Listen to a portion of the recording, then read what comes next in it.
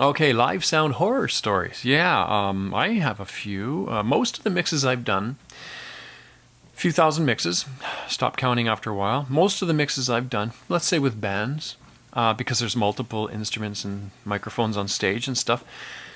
I'd say one of the most difficult ones actually wasn't even with a band, it was a public speaker. I don't have to tell you his name.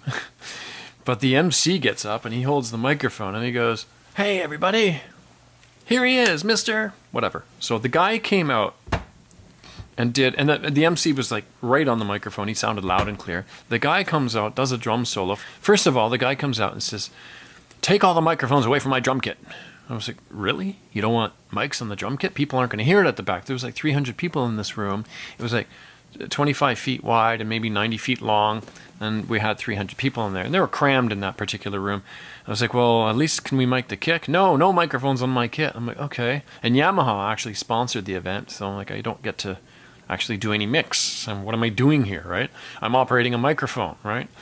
So, which was a good thing because then he does Q&A, and he's 74 at the time, and he picks up the microphone and he holds it way down just about his mid chest, so right around his stomach, and he starts answering questions. And I'm like, "Oh no," because every time you double your distance from a microphone, you're going to lose 6 dB in a free field, and this is close enough to be a free field. And I was like, "Oh no, damn it."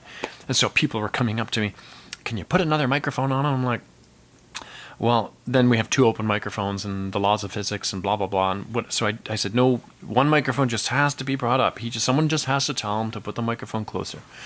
So somebody else comes up, "Hey, what's going on, Buck? You know, can you turn him up?" I'm like, I can't turn him up. Watch, if I turn him up, I'm turning up the room because the room is going into the microphone and he's not talking loud. So the solution is for him to talk closer to the microphone. And people are coming, and finally people are going, "I can't hear what you're saying. I can't hear what he's saying." And halfway through the room, somebody goes, "This sound system sucks. Hey, Mr. Beep, can you talk closer to the microphone?" No, he said, "Can you talk louder?" And then the drummer says, "Talk to the engineer." I'm like, "You're kidding me. Why would you blame this on me? Just talk into the microphone." I couldn't go anywhere. I'm sandwiched in this sound booth with people all over me. I could say through the monitors, which he didn't seem to hear, but I can't walk up to the stage. I believe in walking up to the stage if you can and saying, "Can you please talk directly into the microphone?" But that answered it all there, "Talk to the engineer." I'm like, "Oh," and the lights were all up because, people, he wanted to see people and whatever. So I had nowhere to hide. And I'm just sitting there going, okay, that was a problem. Solution. Here's the solution for that problem. A delayed speaker.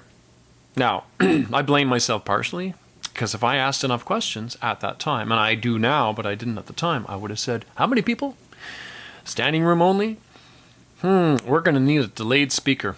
The 2 sponsors for this event, you figure somebody might have said something like Yamaha Sound, they supplied all the audio, like microphones and stuff like that, and they sponsored the event. You figured they could come in and do a site visit and go, "Oh, this is what's going to happen. Are you prepared? Oh, we'll need a delayed speaker." We could have hooked that up, and that would have basically covered it. I put a video a little while ago, maybe a couple of years ago, on a delayed speaker. Maybe I'll put that at the end of this video. Okay,